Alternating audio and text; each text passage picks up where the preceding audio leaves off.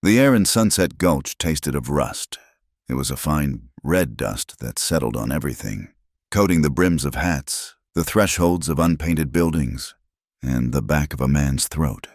It was the color of old blood and the last light of day, a fitting powder for a town dug into the earth's hide on the raw edge of the San Juan Mountains.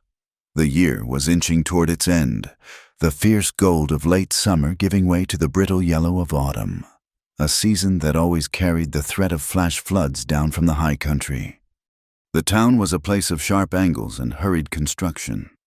The raw gash of a new railroad line scarred the valley floor, a promise of progress that for now only brought more dust and rough men. Tents and crude shacks of the gold prospectors clung to the hillsides like barnacles. In the center of it all, a wooden church pointed a simple spire toward a vast, indifferent sky, its bell rumored to be cast from the copper of a man who had yet to set foot in town. Across the wide, rutted street stood the Three Canyons Saloon, its doors swinging open and shut, exhaling the scent of stale beer and cheap hope into the dry air. Ada Boone knew the taste of this air better than anyone. It was in the lines etched around her eyes and mouth, a fine web of wrinkles that told the story of 43 years lived under an unforgiving sun. Her skin was leathered by the wind, her hands veined and calloused from mending harnesses and grinding herbs. She lived a quiet life on the edge of town, in a small cabin her husband had built before the mine collapsed and took him with it. She survived by her own means, setting a bone for a prospector's dog, stitching up a torn saddle for a share of a hunter's meat, or brewing teas for coughs and fevers in exchange for sacks of flour and dried beans. She asked for little and expected less. Her eyes, the color of faded denim, held a steady, quiet strength that the townsfolk often mistook for submission. They saw the wrinkles, not the resilience. A pack of young miners, their faces still smooth with youth's ignorance, had taken to calling her Old Wrinkles when they passed her on the street. Their laughter was thin and sharp, like the crackle of dry twigs under a boot. Their boss, Mayor Preston Hale, fostered such disrespect. Hale was a man whose ambition had outpaced his character. He ran the town because he ran the biggest mine. His authority rooted in the paychecks he signed and the favors he distributed. His shadow was long, and in it stood Sheriff Riker, a man whose loyalty was bought and paid for, his silver star pinned to a vest that strained against the bulk of his complicity. Hale saw Sunset Gulch not as a community but as an asset, its people and its resources simply figures on a ledger. Lately, a new name had begun to circulate through the saloons and the general store, spoken in tones of awe and suspicion. Silas Carrington. They called him a gold tycoon, a man who moved mountains and rerouted rivers with the stroke of a pen. He had recently purchased the entire chain of mines in the next valley over, and the stories of his wealth were as wild as the landscape. They said the new church bell was a trifle to him, a casual display of the copper that lined his pockets. But of the man himself, little was known. He was said to be as private and cold as a cliff face in the dead of winter, a man who kept his own counsel, and his heart well hidden. Ada paid the rumors no mind. Her concerns were more immediate, more tangible.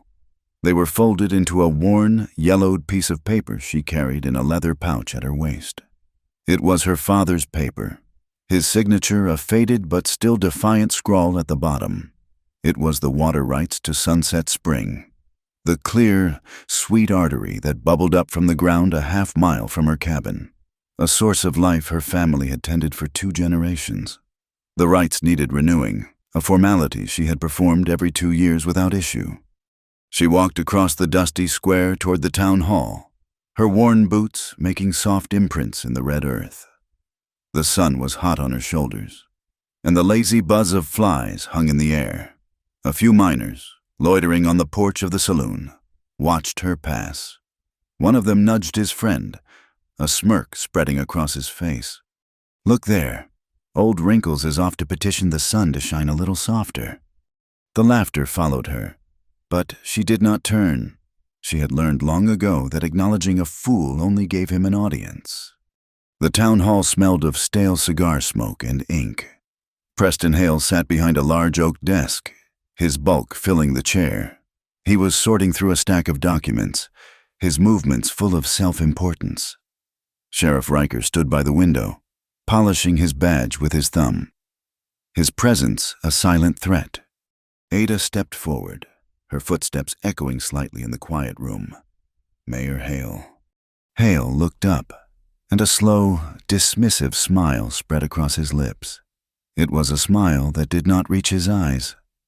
Ada, to what do we owe the pleasure run out of beans to trade for your potions? I have come to renew my family's claim to Sunset Spring, she said, her voice even and calm. She untied the leather pouch and carefully unfolded the document, smoothing its creases on the corner of his desk. The paper was fragile, the ink faded, but the words were clear. Haley glanced at it, then let out a short, derisive laugh. He leaned back in his chair, the wood groaning in protest. This old thing, my dear woman, you are a walking relic, a wrinkled old woman clutching a piece of rotten paper. He picked up a newer, crisper document from his desk, its letterhead bold and officious. Times change. Ada, progress has come to Sunset Gulch. The mining company, for the good of the town's expansion, has acquired all ancillary water sources. Sunset Spring now belongs to us. He did not wait for her to respond. He picked up a heavy rubber stamp, inked it on a fresh red pad, and slammed it down on his own document. The sound was like a gunshot in the quiet room, an act of final, brutal authority. The seal it left was the color of fresh blood. Ada stood perfectly still, her gaze locked on his. The world outside the office seemed to fall away. She could feel the stares of the men who had drifted in from the street, drawn by the prospect of a confrontation. She heard their shuffling feet, their quiet murmurs. A woman's voice, sharp and laced with malice, cut through the silence. It was Beatrice Miller, the wife of the general store owner, a woman whose piety was as starched as her collar. The good Lord gave us mirrors to see the truth. Ada, perhaps you should use one. A wave of snickers rippled through the small crowd. Ada's gaze did not waver from Hale. She slowly, deliberately, folded her father's paper and tucked it back into its pouch. She looked at Beatrice, then at the smirking faces around her, and finally, back at the mayor. Water must have a source, she said, her voice low but carrying to every corner of the room.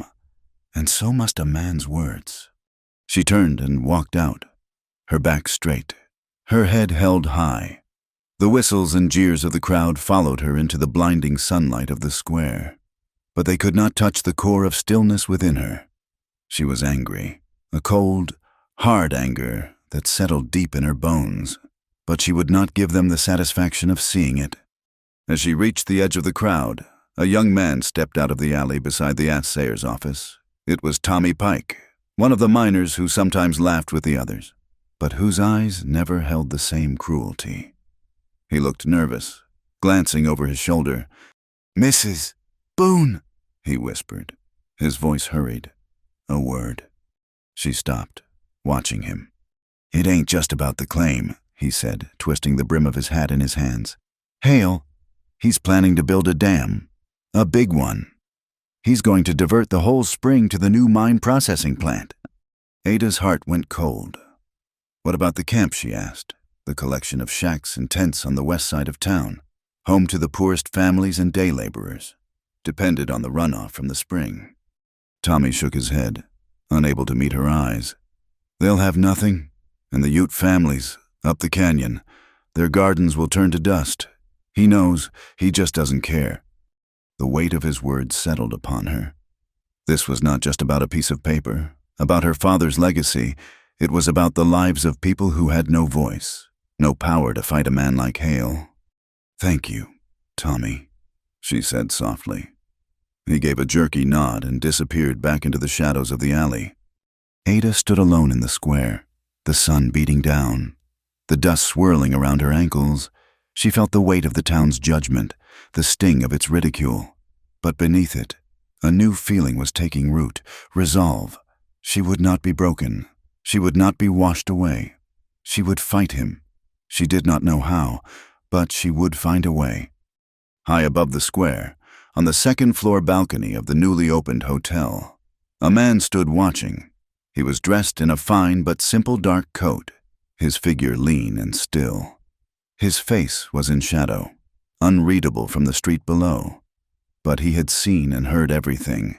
He watched Ada Boone walk away, her small, determined figure moving through the harsh sunlight, a lone rock in a river of contempt. The man, Silas Carrington, leaned against the railing, his own shadow stretching long and dark across the balcony floor.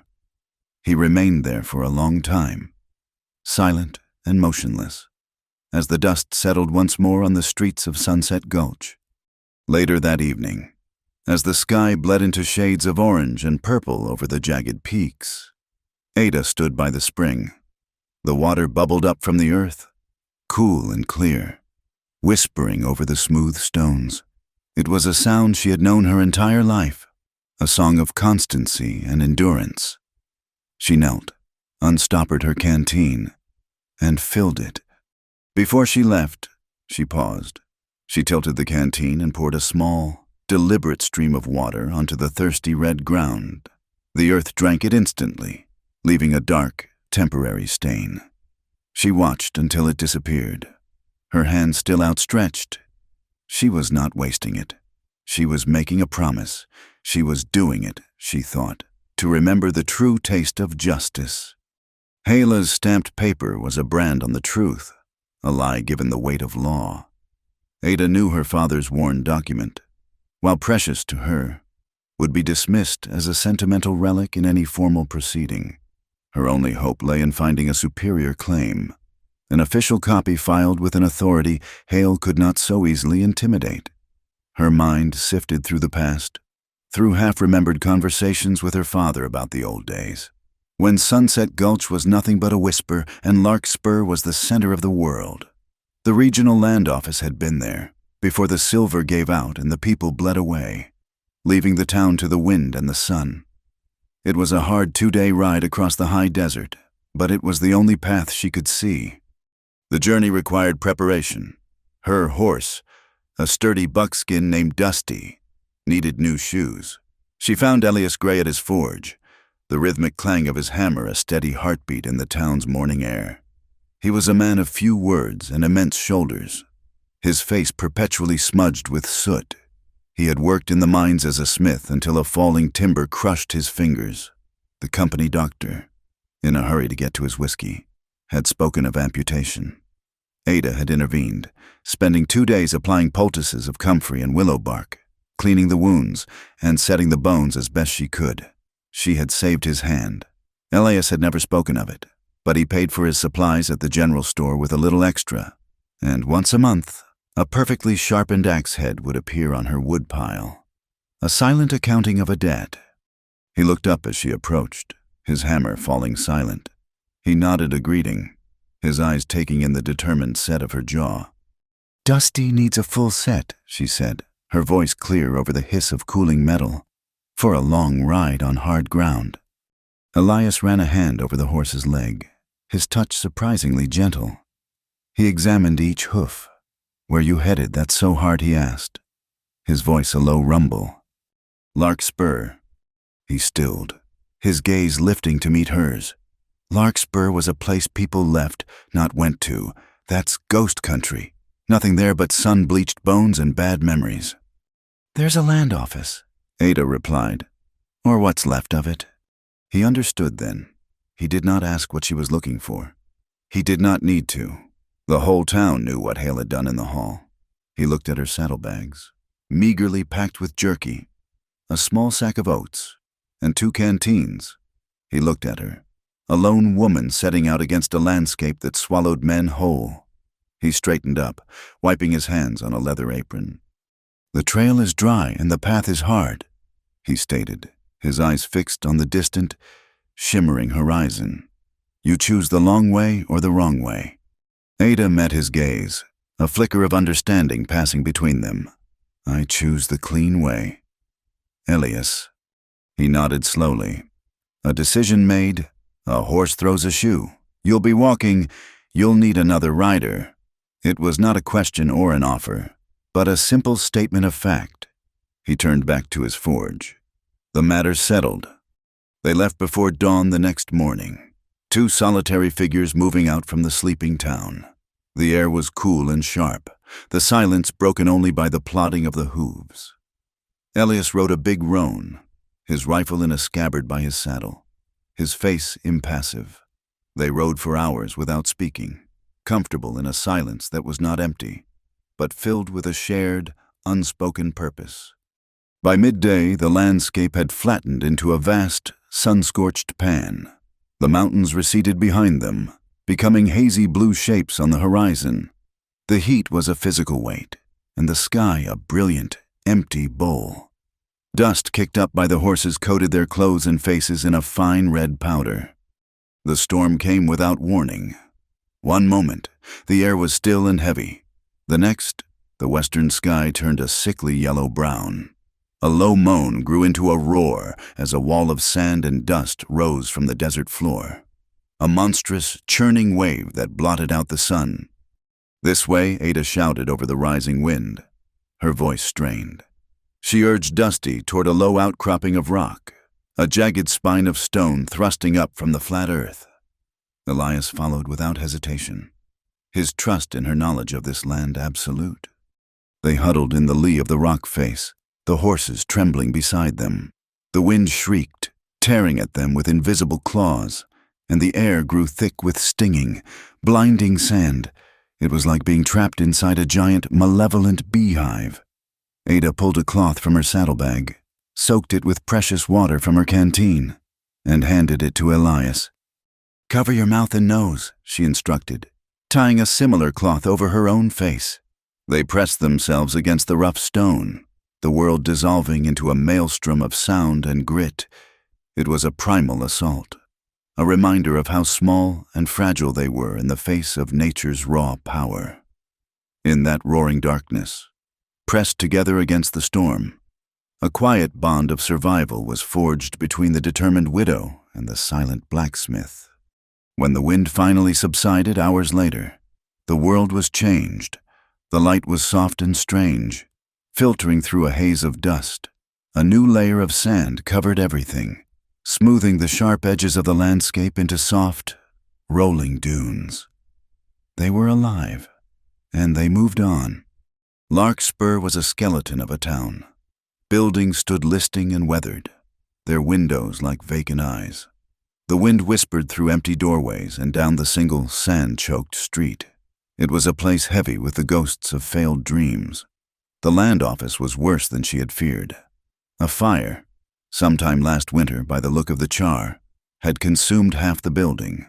The roof was gone, and the sky looked down on a chaotic jumble of burned desks, scattered papers, and shattered shelves.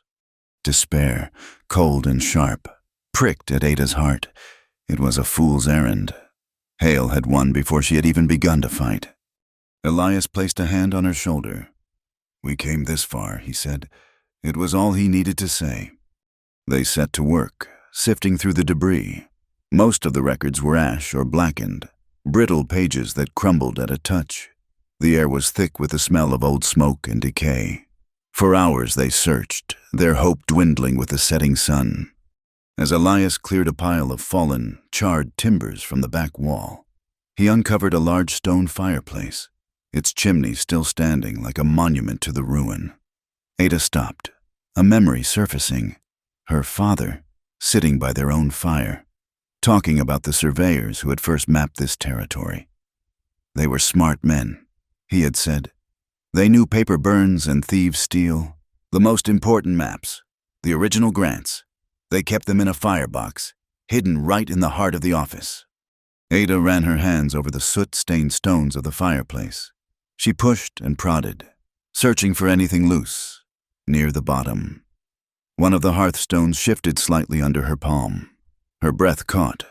With Elias's help, she pried the heavy stone loose. Behind it was a dark, square cavity, and inside that cavity sat a heavy iron box. It was not locked. With trembling fingers, Ada lifted the lid. Inside, protected from fire and time, lay a neat stack of documents, and on the very top, she saw it. A copy of the deed for Sunset Spring, bearing her father's name, and beside it, the official, embossed seal of the Territorial Land Office. It was dated a full 10 years before Hale's company had ever set foot in this part of the country. But there was something else. Tucked inside the folded document was a small, leather-bound notebook. She opened it. It was her father's hand, filled with sketches, measurements, and notes. On one page, he had drawn a peculiar symbol, a perfect circle with a single, straight line drawn horizontally through its lower third. It looked like a sun setting over a flat horizon. Beneath it, he had written, "Our mark, to show where the water runs deep." It was an old driller's symbol, a piece of knowledge passed from man to man, not written in any official book. It was a secret language of the land, proof of a deeper, more intimate claim than any legal document could represent. Triumph, fierce and bright, surged through her. She had it. She had the truth in her hands. The ride back was different. The land was the same, but they moved through it with a new sense of purpose, as the mountains of home grew larger on the horizon. Elias finally broke the long silence. "Preston Hale is a powerful man," he said, his eyes on the trail ahead. "A piece of paper won't be enough to stop him. He will crush it, and you with it." "It is the law," Ada said simply. "It is his law," Elias countered. "But there is a new power in this territory. Silas Carrington. They say he can buy and sell men like Hale before breakfast. A man like that. He could take this paper and make it a sword. He could fight this for you." Ada looked at him, understanding his practical logic. It made sense. A powerful man to fight a powerful man. But something in her recoiled from the idea. "I am not looking for a champion." "Elias," she said, her voice firm. "This spring is my family's life. It is the one thing of value I have left. I will not trade it for the favor of a rich man. No matter how powerful he is, I will not sell my history to buy my future." Elias looked at her, a long, searching look. He saw the iron in her spine, the unbending core of her pride and her principles. He gave a single, slow nod of respect and said no more. They rode into the valley as dusk was falling, the familiar shapes of Sunset Gulch a welcome sight. But as they neared the turnoff to her cabin, Ada pulled Dusty to a halt. Her heart sank. There, surrounding the gentle rise where Sunset Spring bubbled from the earth, was a series of new wooden stakes. They were driven deep into the ground, their freshly cut yellow pine gleaming in the last light. They were survey markers, stark and geometric, imposing a man-made order on the natural curve of the land. Elias dismounted and walked to the nearest stake. He knelt, examining the ground around it. When he stood up, his face was grim. "They have been here," he said. He pointed to a set of footprints in the damp earth beside the stake. They were not the worn, scuffed prints of a miner's boot.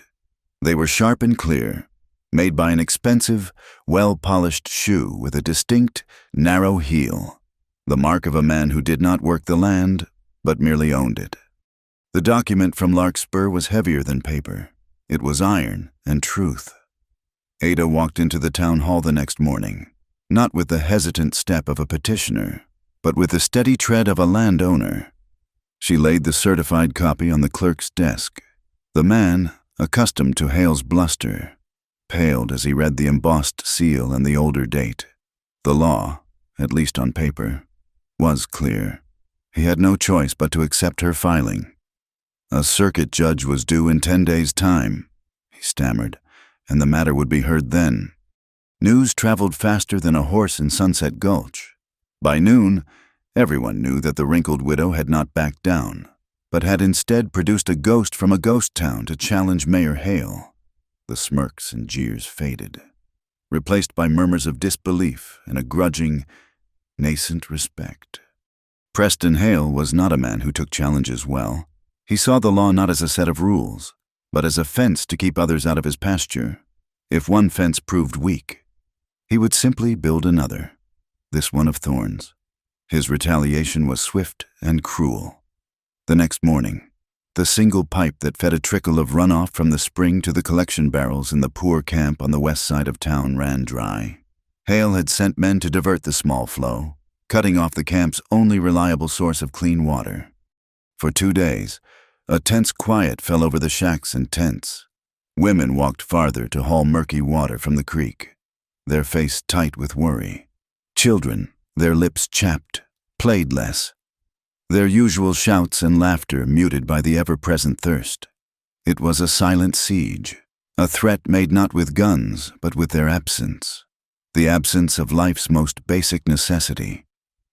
Hale wanted the people to see Ada not as their champion, but as the cause of their suffering. On the 3rd morning, Ada walked into the camp. She carried a shovel, a large clay urn, and a sack of dried moss. The people gathered, their eyes weary and questioning. She said nothing, but walked to a low, damp spot she knew from years of observation, a place where the willows grew thickest. There, she began to dig. She dug with a steady, rhythmic motion, the sun beating down on her back.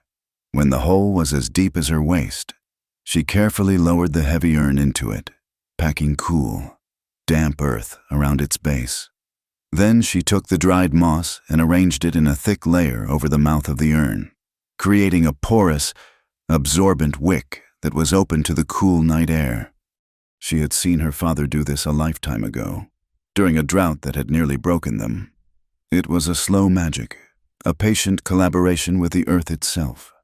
The cool clay of the buried urn would draw moisture from the surrounding soil, and as the temperature dropped after sunset, the air's own humidity would condense on the moss and drip, slowly but surely, into the vessel below.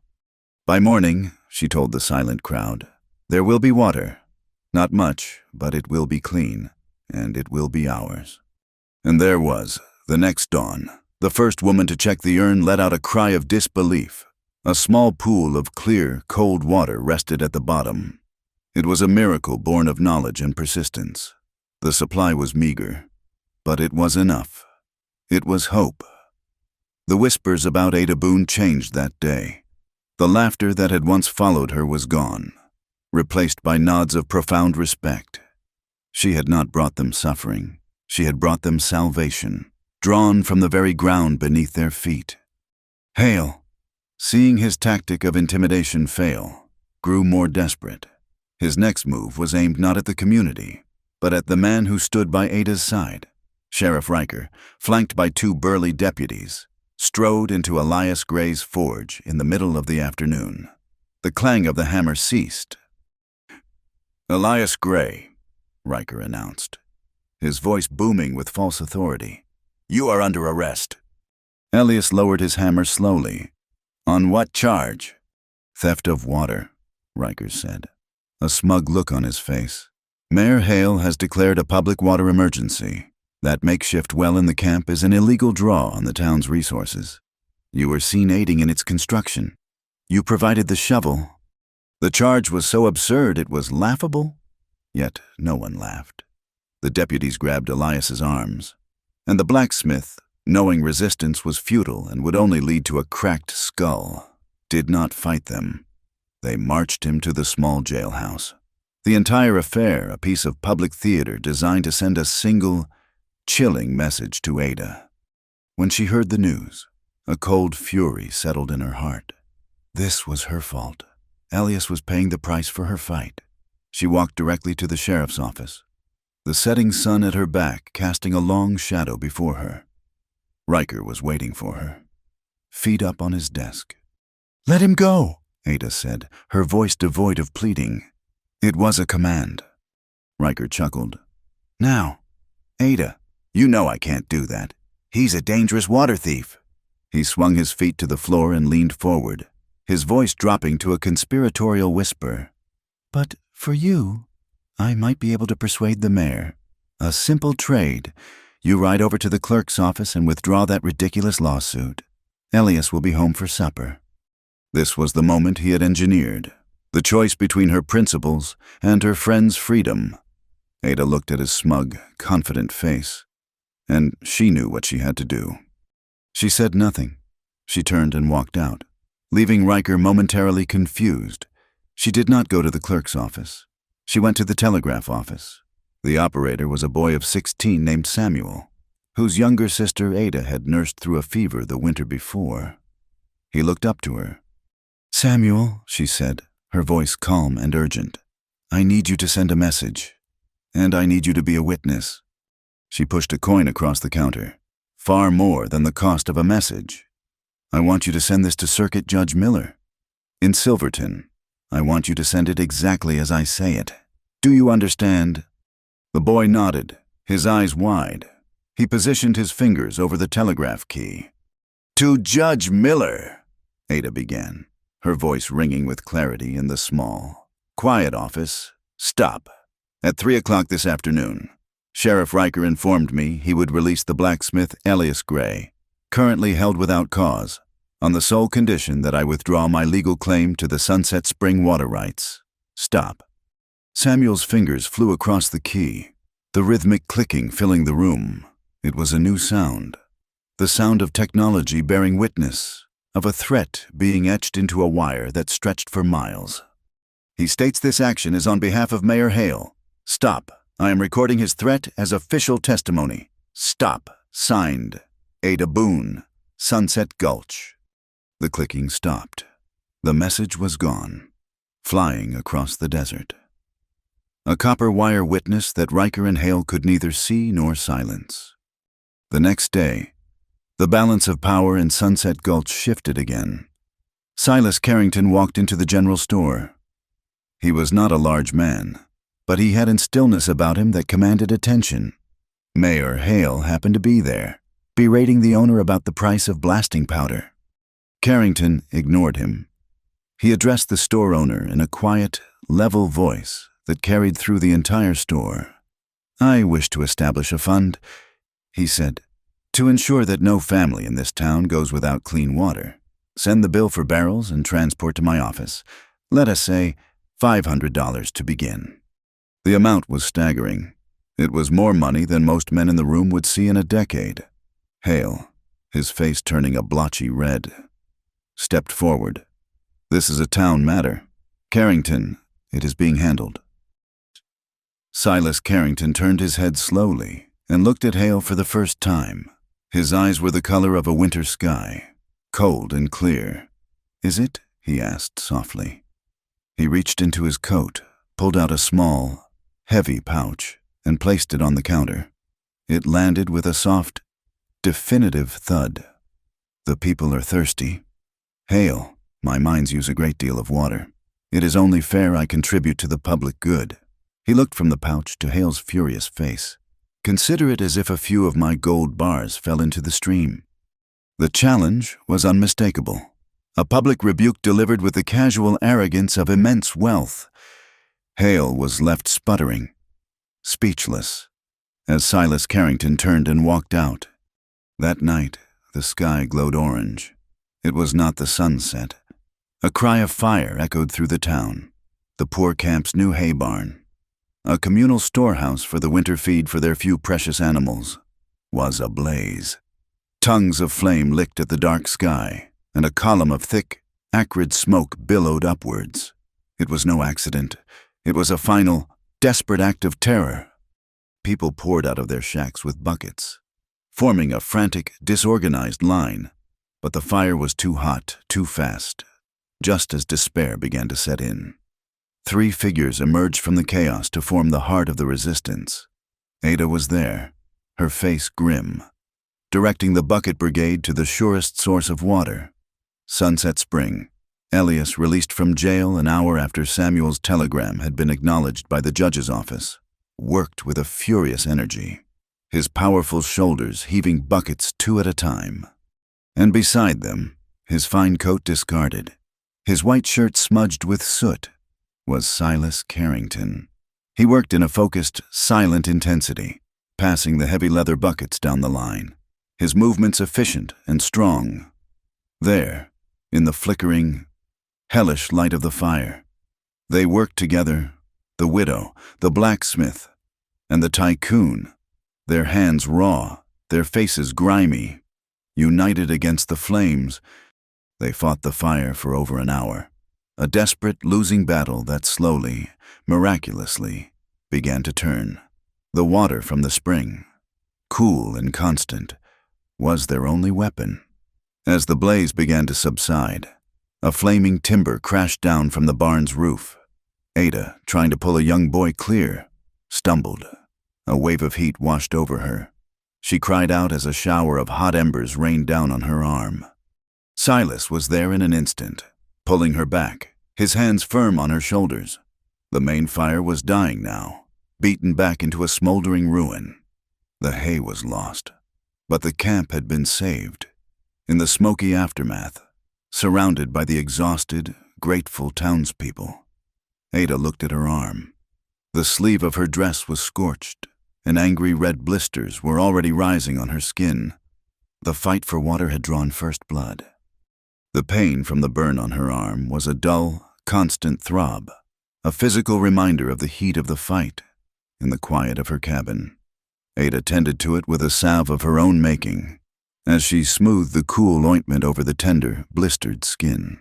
She caught her reflection in the small, clouded piece of looking-glass that hung by the door. She saw the familiar landscape of her own face, the deep-set eyes, the web of lines at their corners, the faint map of worries creasing her brow. For the first time in a long while, the taunt of old Wrinkles echoed not with the sting of public insult, but with a deeper, more private sorrow. She had earned these lines. Each one was a season of drought, a winter of worry, a summer of unrelenting work. They were the mark of a life lived, not merely observed. Yet the world saw them as a failing, a sign of decay. It reminded her of the days after the mine collapse, after they had brought her husband's broken body out of the earth. The whispers had started then, insidious and cruel. A woman's presence near a new shaft was bad luck. They'd said her sorrow was a dark cloud that had brought ruin. The grief was a private ocean she had to navigate alone, but the blame had been a public stoning. She had learned then to build a wall around herself, to rely on no one, to expect nothing. This fight for the water was not just about a spring.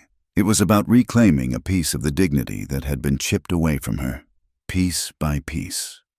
For years, Silas Carrington, too, carried the marks of his past, though his were better hidden.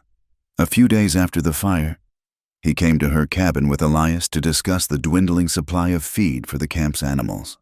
As he reached to help Elias shift a heavy sack of oats he had brought, the collar of his shirt pulled aside, revealing the top of a thick, puckered scar. It started just below his collarbone and disappeared beneath his shirt. An old wound, silvery white against his skin.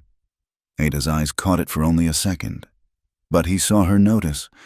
A shadow passed over his face, a reflexive closing off. Later, as Elias went to fetch water, Silas stood looking out her small window, his back to her. "The bonnet riders," he said, his voice quiet, devoid of emotion. 10 years ago, they took me and my foreman from a survey camp. He paused, the silence stretching. They wanted a ransom my partners were not inclined to pay. They decided to make an example of one of us. They let me choose. Ada's hands, which had been grinding herbs, went still. The terrible weight of his words filled the small cabin. "I chose myself," he continued, his voice flat, as if reciting a page from a book he had read too many times. "My foreman, a good man with a family, he chose differently. He made a deal, his life for mine. He told them where I kept my private reserve. I survived. He did not.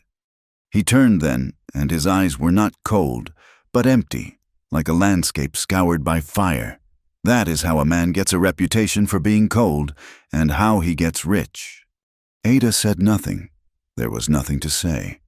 She understood now that his wall was not built of arrogance, but of guilt and a profound, isolating sorrow. His silence was not a weapon, but a shield.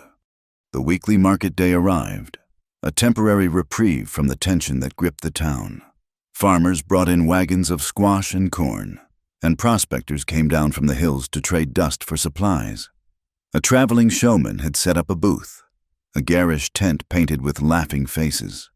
His main attraction was a collection of funhouse mirrors, their curved surfaces twisting reflections into grotesque, comical shapes. A lanky clown stood outside, beckoning people to come and see their true selves. As Ada walked past, a group of the younger miners, emboldened by drink and their own foolishness, saw their chance. "Hey," Wrinkles, one of them called out. "Go on, take a look. Maybe you'll find a face the mirror doesn't crack." The others laughed. The townspeople nearby shuffled their feet, some looking away in shame, others smirking. Silas and Elias, who were standing near the blacksmith's stall, both tensed, their hands balling into fists. But Ada did not flinch. She stopped, turned, and walked directly to the clown's booth. She ignored the miners completely. She took a coin from her pocket and placed it in the clown's hand. He gestured grandly toward the largest mirror, a rippling sheet of silvered glass. Ada stood before it. The mirror turned her sun-browned skin into a landscape of distorted canyons and ridges. It magnified every line, every imperfection, turning her face into a caricature of age. The miners howled with laughter. Ada looked at the monstrous reflection for a long, silent moment. Then, she turned her gaze from the mirror to the faces of the men laughing at her. Finally, she looked out at the vast, clear expanse of the desert horizon. "This mirror lies," she said, her voice not loud, but carrying with a calm, unshakable authority. She turned back to the mirror, and with a swift, deliberate motion, she picked up a small, heavy mallet left on the ground for hammering in the tent stakes. She did not raise it high, nor swing it with anger. She simply lifted it and brought it down against the glass. The mirror shattered. The sound, a sharp, satisfying crack that silenced the laughter instantly. Shards of distorted reflection fell to the dusty ground. "The desert taught me to look straight ahead." She dropped the mallet, turned her back on the stunned crowd, and walked away. Silas and Elias fell into step beside her. "That was a costly piece of glass," Elias rumbled, though a slow smile was spreading across his face. "The truth is worth a great deal more," she replied. Later, as the three of them sat on a bench outside the forge, sharing a piece of bread, Elias stood up to leave. "I will check on the horses," he said. He looked at Ada, his expression one of deep, unwavering loyalty. "You just say the word, 'Ma'am, whatever you need.'" He walked off. A strange silence fell between Ada and Silas.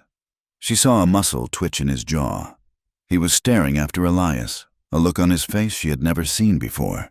It was a complex expression, sharp and unfamiliar. It was.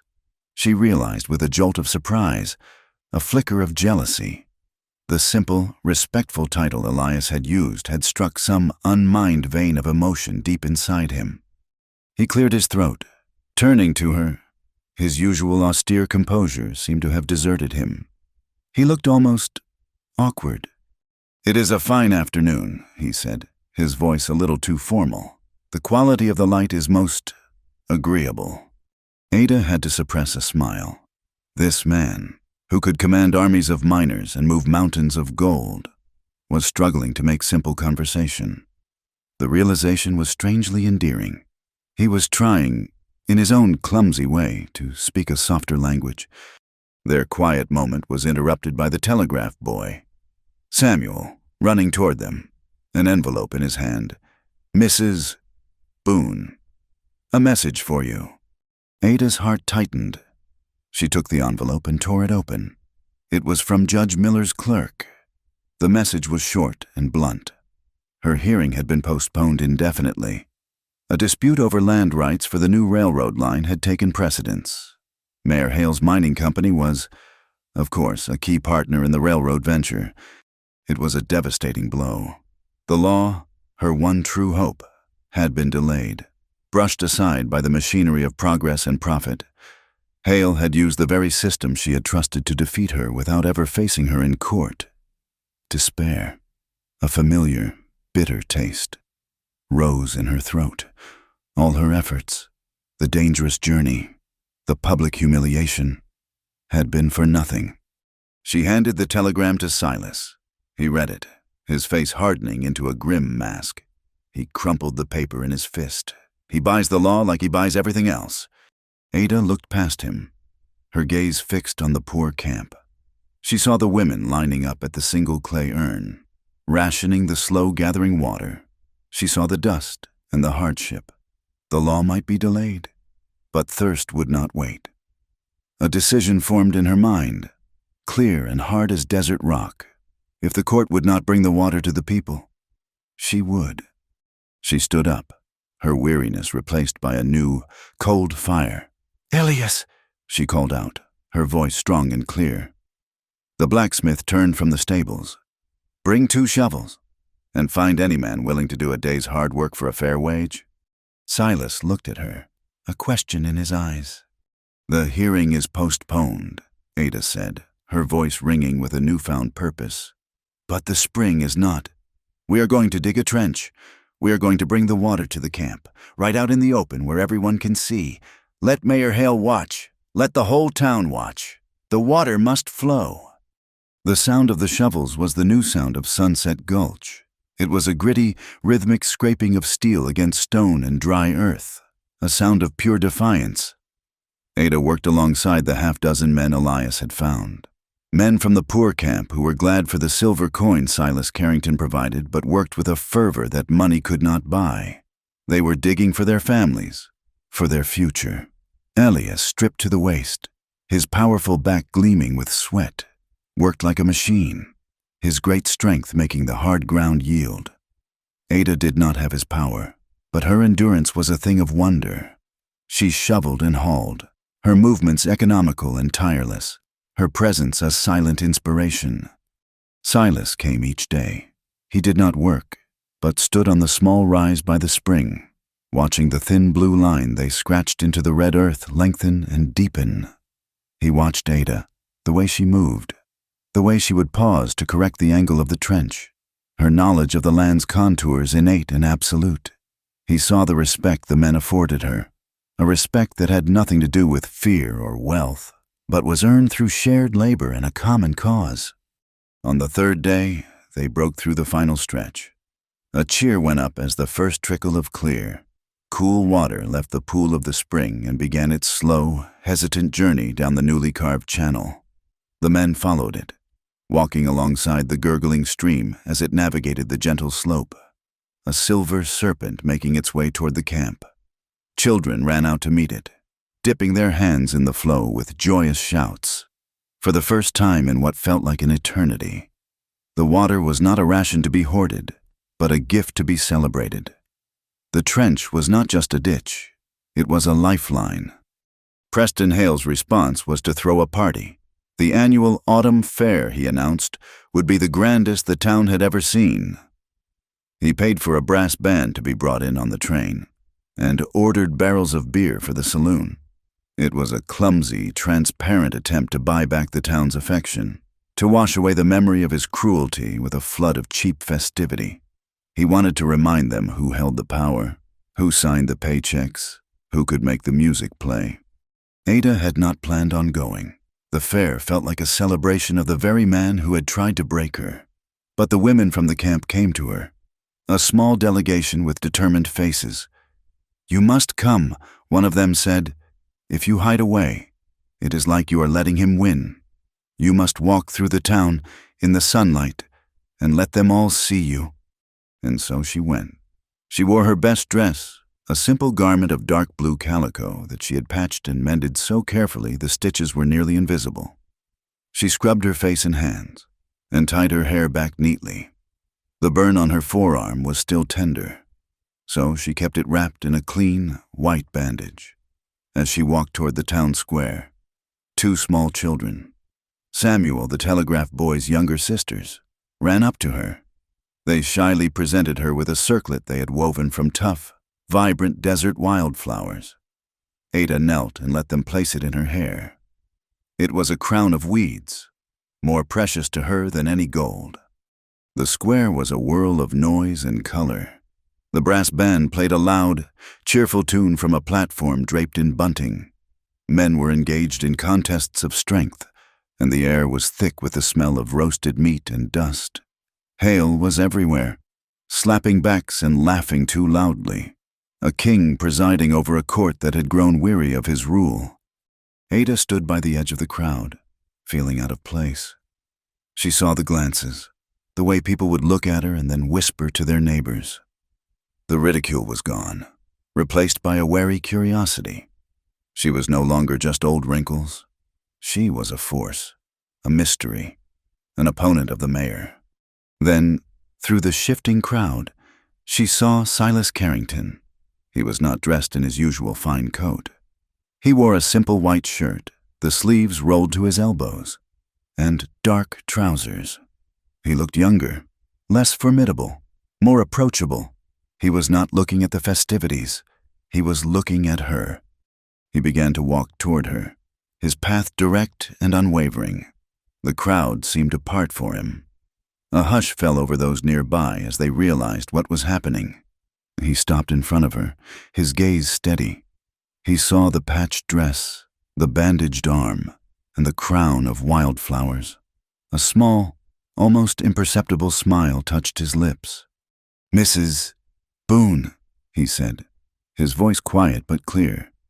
"May I have this dance?" A collective gasp went through the onlookers. Whispers erupted like sparks from a fire.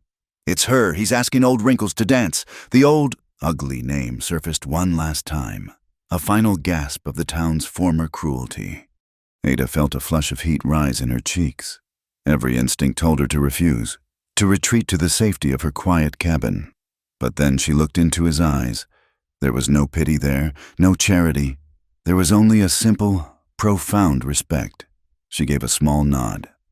The band was playing a waltz, a gentle, lilting tune that seemed at odds with the harshness of the land. Silas took her hand, his touch surprisingly warm. He placed his other hand on her waist and led her into the cleared space in the center of the square. They began to move, a bit stiffly at first.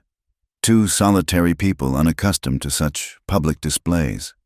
But then they found the rhythm, and the town, the whispers, and the stares all seemed to fall away. The sun was low in the sky, a great orange ball resting on the western mountains. Its long golden rays slanted across the square, illuminating the dust motes that danced in the air.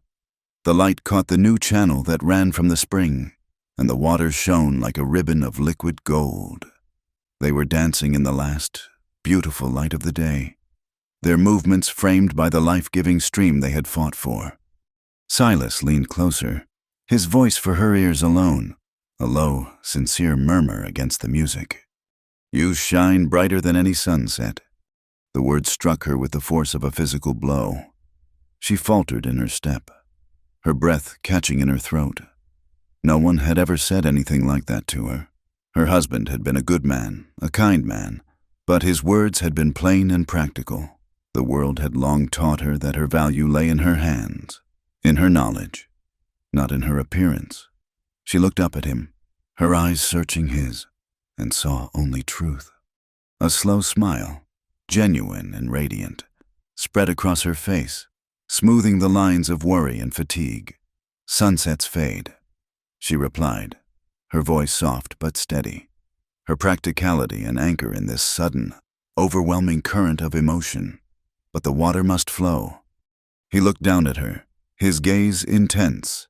"Then we will keep it flowing." The music came to an end. They stood for a moment in the center of the square, the silence of the crowd absolute. They were no longer just a tycoon and a widow. They were an alliance, a statement. Silas did not release her hand. Instead, he raised his voice, not shouting, but speaking with a calm authority that commanded attention. "I have a gift for the town of Sunset Gulch," he announced. The crowd leaned in, expecting a boast of more gold. Another grand gesture. "It is the gift of a fair hearing. I am retaining the best lawyer in this territory for Mrs. Boone. I am also hiring a hydraulic engineer to map the historical flow of Sunset Spring, to prove, with science and facts, the truth of her father's claim." He paused, letting the words sink in. He turned his head and his gaze found Preston Hale, whose face had gone rigid with fury. "The law of the railroad may be slow," Silas continued, his voice hardening. But the law of the people is not, so I propose a contest. Let Mayor Hale build his dam. Let us see who can bring more life to this town, the man who hoards the water, or the woman who shares it. Whoever tries to stop the flow, the people will judge. He had drawn a line not in the sand, but in the water itself. He had taken a private fight and made it the town's moral compass. Hale stood speechless, his face a mask of impotent rage. Silas gently led Ada away from the stunned crowd, toward the quiet space behind the land office.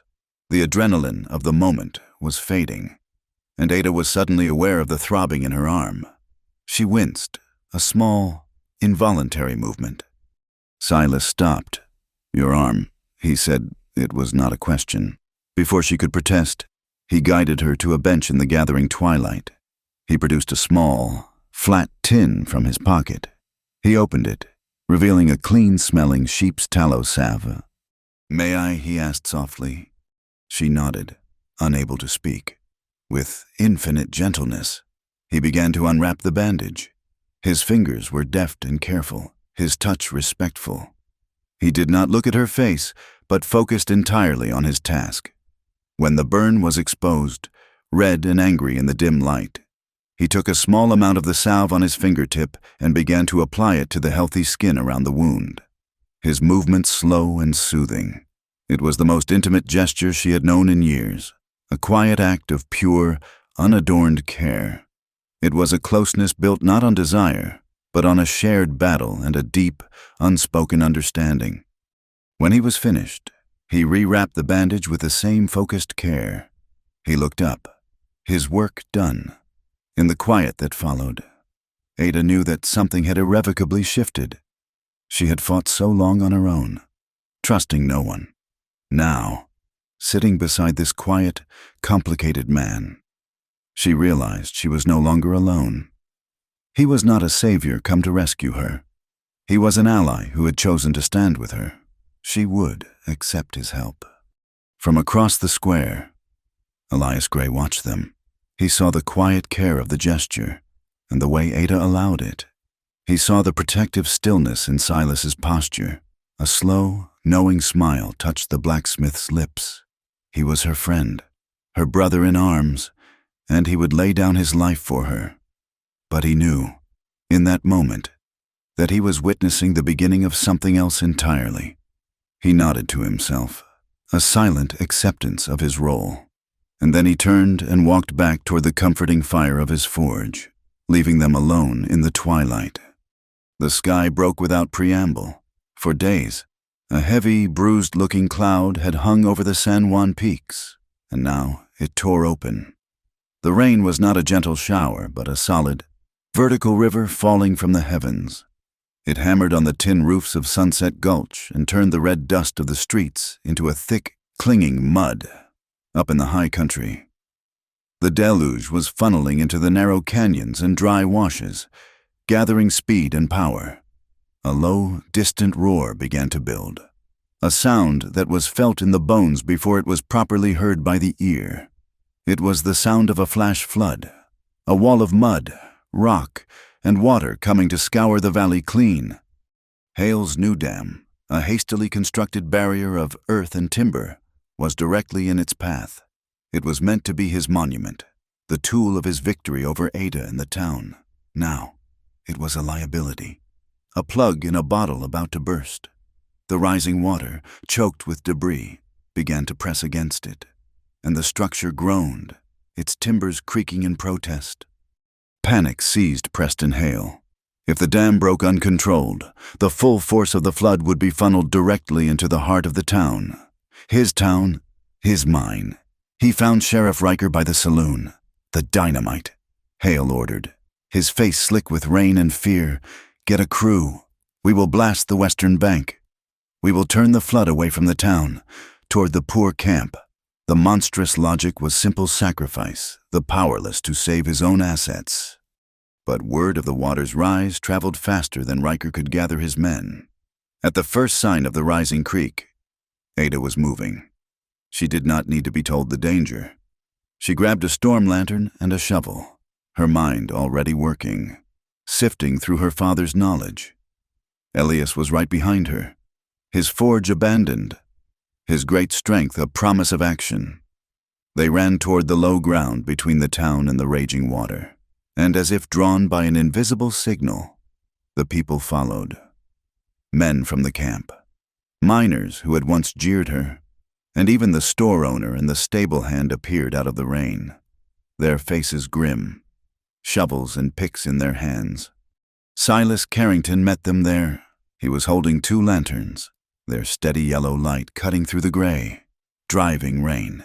He handed one to Elias without a word and fell into step beside Ada. "We can't stop it," a miner shouted over the roar. "It is too big."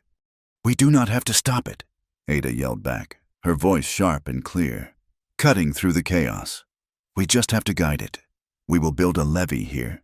Give it a channel it wants more than the one through town." And then she remembered the notebook from Larkspur, her father's symbol, the setting sun. It was not just a mark of ownership. It was a map of the hidden ways of the water. She turned, her eyes scanning the ground, looking for a subtle depression, a line of tougher, deeper-rooted greasewood. "There," she cried, pointing. "Beneath us there is an old overflow channel, a feeder vein. If we can open it, it will relieve the pressure. It will bleed the monster." Under the swinging, swaying lights of the lanterns held aloft by Silas and Elias, the people of Sunset Gulch went to work. They dug with a desperate, unified fury, their movements a frantic ballet of survival against the storm. They were no longer a collection of individuals, but a single organism fighting for its life, with Ada as its heart and its mind. The water was rising, a churning brown tide that clawed at the bank, eating away at the land just feet from where they worked. At the far end of the makeshift line, Sheriff Riker and his men appeared, carrying crates of dynamite. Riker saw Ada, saw what they were doing, and his face twisted into a snarl of rage. He strode toward her, his boots sinking into the mud. "Get off this land," he bellowed. "You are trespassing. The law says this land belongs to my boss." Ada did not stop digging. She drove her shovel into the earth and straightened, her face streaked with mud, her eyes burning with a cold fire. She looked at the armed man, at his badge, which seemed like a child's toy in the face of the roaring flood. "No," she said, her voice low and steady, yet it carried over the storm. "The water speaks, and the water has always been fairer than you men." Before Riker could respond, a blinding flash lit the canyon, followed an instant later by a deafening, gut-punching explosion. Hale's men, panicked by the rising water, had set the charges too soon. The blast tore a huge, ragged hole in the western bank, just as Hale had ordered, but it also sent a shower of rocks and splintered timber flying through the air. A child, a young boy who had been standing mesmerized by the flood, screamed as a large, jagged piece of rock spun toward him. Elias, who was working nearby, did not hesitate. With a guttural roar, he threw himself in front of the boy, his massive body taking the full, brutal impact of the projectile. He collapsed without a sound, a crumpled heap in the mud. For a heartbeat, the world stopped. Then chaos erupted. Silas was the first to move. He thrust his lantern into a miner's hand and plunged through the mud to where Elias lay. The blacksmith was unconscious, a dark stain spreading across his back. With a surge of strength, Silas heaved the huge, limp body over his shoulder and began the agonizing, slogging journey back toward the town. In the confusion, Ada lost her footing on the slick, treacherous bank. She cried out as her feet went out from under her and she began to slide down toward the churning, debris-filled water. A hand shot out and grabbed her arm, the grip like iron. It was Silas. He had deposited Elias into the care of other men and turned back just in time. He pulled, his muscles straining, dragging her up from the edge of the abyss. She scrambled for purchase, her hands clawing at the mud, until she was safely on the bank. They clung to each other, 2 mud-caked figures in the driving rain, their breath coming in ragged gasps. It was not an embrace of passion, but of raw survival. a desperate, anchoring hold on life in a world that had turned to mud and roaring water. Just then, a figure stumbled out of the rain, his face pale with terror. It was Tommy Pike, the young miner. He was shaking, his eyes wide with a horror that was older than the storm. He stared at the destruction, at the men carrying Elias away, and something inside him broke. He knew. Tommy choked out, the words torn from him. Hale knew all along. Ada, still leaning against Silas for support, turned to him. Knew what? Tommy. The papers, the young man sobbed. Your father's water rights. He knew they were real. My mother, she was the clerk in Larkspur. Before she passed, she told me. Hale came through 2 years ago, before he ever made his public claim. He saw the real file. He knew he could never beat it in a fair court. Tommy's voice broke, so he hired men to burn the place down. He tried to burn the truth. The confession hung in the air, more powerful than the explosion, more shocking than the flood. It was the final, missing piece, the ugly truth at the heart of all their struggles. Silas's face was a mask of cold fury. He released Ada, his mind moving with a speed and clarity that cut through the storm. He grabbed Tommy by the arm. You will tell the judge exactly that, he commanded. He turned to Ada. Your father's notebook. The symbol. Draw it for me. Draw the entire system as you know it. In the flickering lamplight, using a piece of charcoal on the back of a discarded crate, Ada quickly sketched the map from her memory, the setting sun symbol marking the key junction her father had found. Silas took the crude map. He found Samuel, the telegraph boy, who had been helping with the sandbags. Samuel, this is the most important message you will ever send, Silas said, his voice urgent. He dictated a message to Judge Miller, a message of attempted murder by flood, of witness tampering, of arson. He included Tommy's full sworn confession. He described the map Ada had drawn. He finished by stating that the entire town of Sunset Gulch stood as witness, as Silas dictated. The store owner took out a ledger book, and in the rain and the mud, the people of the town began to sign their names, a testament of their allegiance. The floodwaters, diverted by the new channel Ada had found, began to recede. The levee, battered but unbroken, had held. The force of the main current, weakened by the bleed-off channel, slammed into Hale's damaged dam. With a great, groaning tear, the structure gave way. Not in a single catastrophic burst, but in a controlled collapse that sent the remaining waters safely down the main riverbed, away from the town. Sunset Spring, its natural course restored, flowed free and clear once more. As the rain softened to a drizzle and a pale, watery dawn broke over the mountains.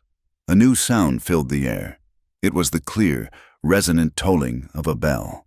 The church bell, Silas's bell. It was not ringing for a church service. It was ringing for the water. It was ringing for the town that had saved itself. Its peal echoed through the clean-washed air, a proclamation of a victory that had been won not with gold or with guns, but with shovels, courage, and the simple, undeniable truth. Across the square, in the window of his office, Preston Hale stood watching, his face the color of ash.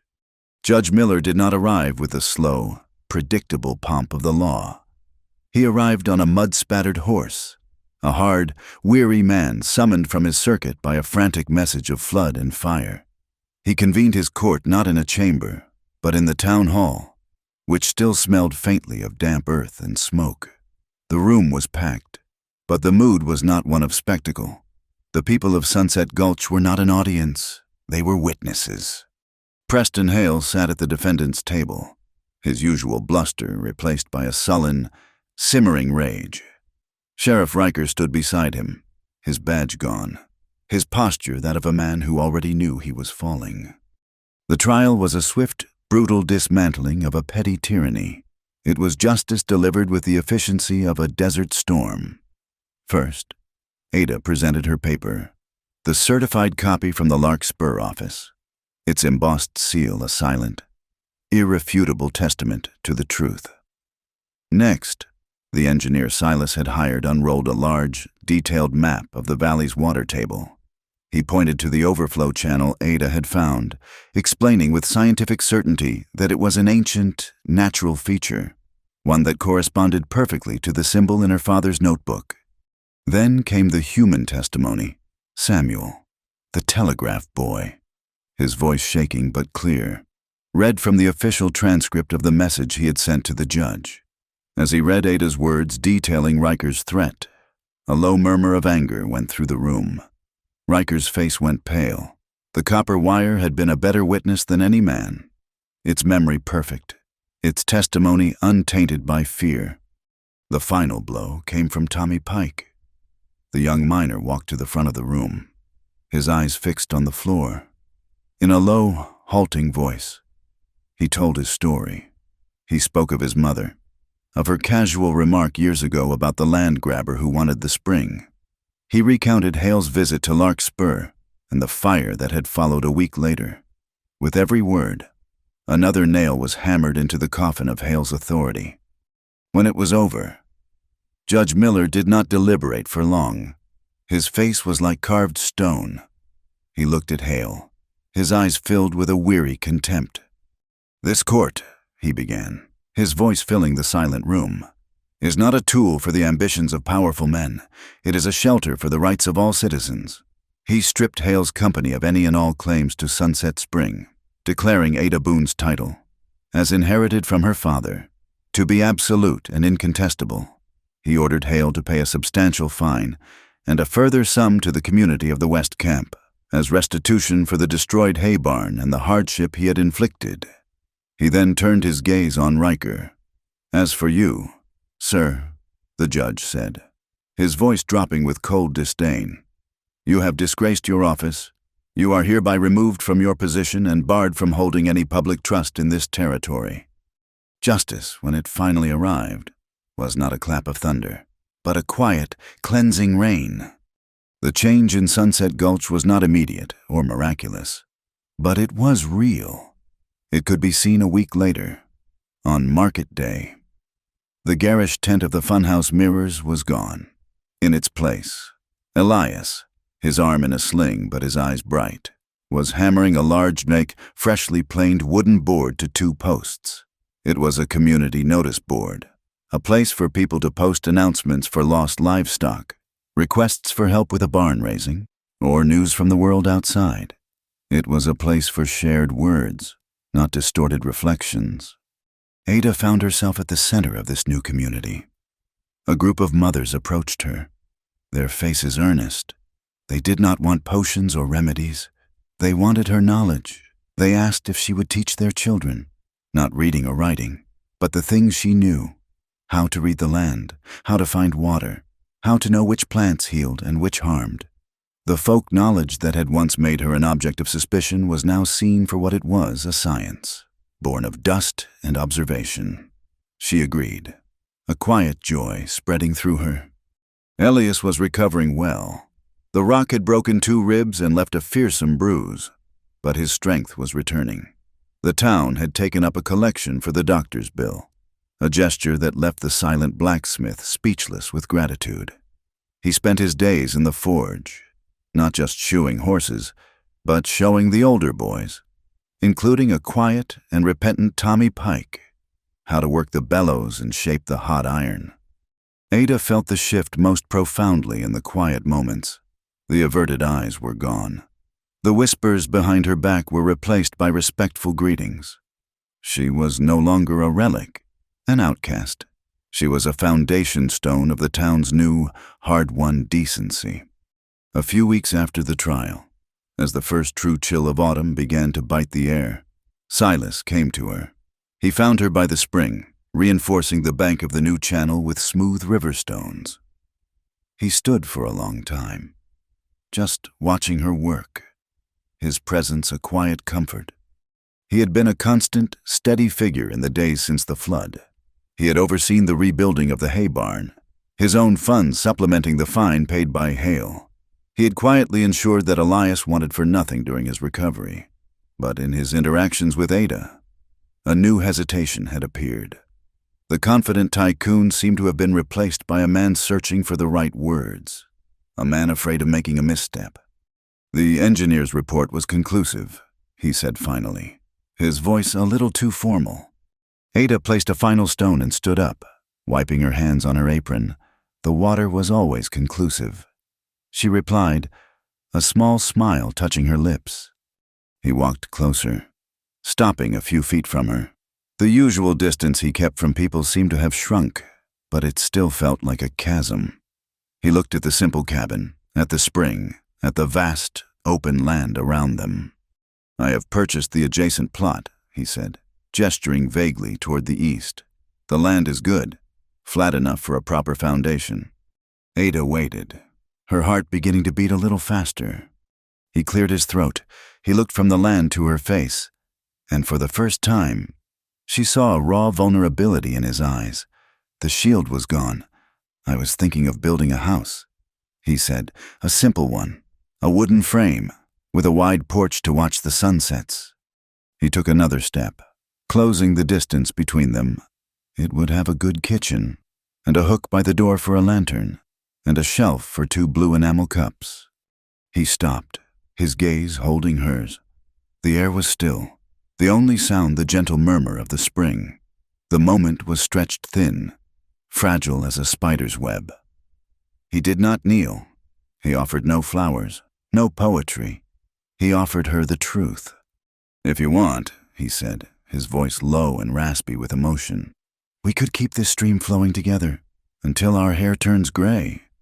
The simple, profound honesty of it stole her breath. It was a proposal made of wood and water, of shared work and quiet companionship. It was everything she had never known she wanted. She raised a hand and gently touched the fine lines at the corner of her own eye, the map of her life that the world had so often scorned. A slow, wistful smile touched her lips. "I am all ready," she said softly, nearly gray. Silas closed the final gap between them. He did not reach for her waist or try to kiss her lips. Instead, he took her hand, the one with the calloused palm and the work-roughened skin. He turned it over and looked at the tracery of lines, the faint scars, the evidence of a hard life, well lived. He lowered his head and pressed his lips to the back of her hand, a gesture of such profound tenderness and reverence that it made her heart ache. He looked up at her, his eyes shining with an emotion she finally recognized as love. "These lines," he said, his voice thick, "they are a map. They led me home." The house rose on the plot of land east of the spring, its fresh pine frame smelling of the forest and the future. It was not a grand house, but it was a solid one, with a wide porch and windows placed to catch the morning sun. Silas did not hire a crew of strangers to build it. He worked alongside Elias and a few other men from the town, his own hands learning the heft of the hammer and the bite of the saw. He was not just building a structure, he was learning the language of home. Their wedding was not held in the church. It was held in the open air, on the banks of Sunset Spring, the water itself their witness. The entire town came, not out of obligation, but out of a genuine desire to celebrate the union that had, in many ways, saved them all. The feast was laid out on long trestle tables, great cast-iron pots of baked beans, mountains of golden cornbread, and venison roasted over an open pit. The music was not a brass band, but a trio of miners, a fiddler, a man with a harmonica, and another who kept time with a pair of spoons playing tunes that were by turns lively and soulful. They did not exchange rings of gold. A few days before the ceremony, Silas went to Elias's forge. He did not ask the blacksmith to do the work, but to guide him, under Elias's watchful eye. Silas took the hammer himself. He did not use the gold from his mines. He took a bar of silver for its clean, honest light, and a piece of copper for its warmth and strength. He heated them, folded them, and hammered them together, the metals merging under the force of the blows. He forged 2 rings, not delicate or ornate, but thick, solid bands, their surfaces showing the faint, swirling patterns of the 2 metals joined as one. They were made to endure, to be worn by hands that worked. They were he thought as he cooled the finished pieces in a bucket of water from the spring. Unbending. As he slipped the ring onto Ada's finger, and she onto his, they were not just binding themselves to each other, but to the town, the land, and the life they had chosen to build together. In the days that followed, the small, quiet acts of a healing community continued. Ada, with Silas's help, carved a sign into a thick plank of weathered wood. They planted it by the head of the spring, where the water bubbled up clear and constant. The words were simple: a new creed for the town, water for those who sow, sun for those who go. It was a promise of shared sustenance and the freedom to walk one's own path. Elias, his arm now fully healed, officially opened his small trade school. Every afternoon, a half-dozen of the town's older children, including a humbled and hard-working Tommy Pike, would gather at the forge. Tommy had made a public apology before the whole town, his confession of his part in Hale's deception raw and sincere. He had asked for no forgiveness, only for a chance to earn back his place through honest work. Elias had given him that chance, and the boy was proving to be his most dedicated student.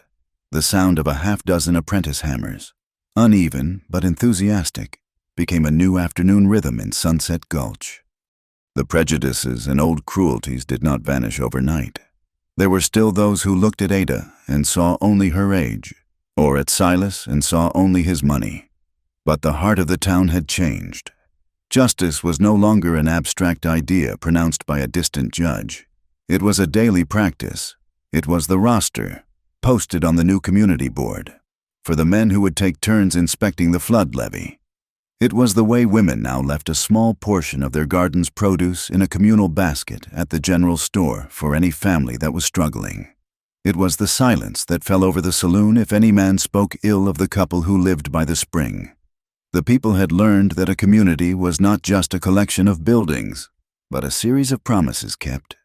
One evening, as a soft, purple twilight settled over the valley, Silas and Ada stood on the porch of their new home. The house was finished, the two blue enamel cups sitting side by side on their shelf, the lantern hooked by the door waiting for the deeper dark. Ada was leaning against the porch railing, looking out at the way the last light caught the surface of the water, making it shimmer. Silas came and stood behind her. He did not touch her, but she could feel the warmth and stillness of his presence. They stood like that for a long time, watching the colors of the sky deepen and fade, comfortable in a silence that was more profound than any words. He leaned forward, his voice a low murmur, not meant for the world, not meant for anyone but her and the gentle evening breeze. You shine brighter than any sunset. She did not turn. A slow smile touched her lips. She raised a hand and gently traced the lines at the corner of her eye, the map he now knew by heart. Then you watch the fire, she said softly, and I will watch the water. It was a perfect partnership, a balance of his passion and her persistence, of the heat that forges and the water that sustains. In the distance, from down the valley, came the long, lonely cry of a train whistle, the sound of the world rushing forward. But here, on their porch, the only sounds were the gentle gurgle of the spring and, from a little farther off, the faint, joyous sound of children laughing as they played by the water's edge. The railroad would bring what it would, but the spring would continue to flow. A home was not a place you found. It was a place you kept, together. Thank you for listening to our story. Please comment where you are listening from so we can all connect and share our thoughts. And do not forget to subscribe to my channel Wild West Night, like the video, and support us further by pressing the hype button so this story in the video can be heard by more people.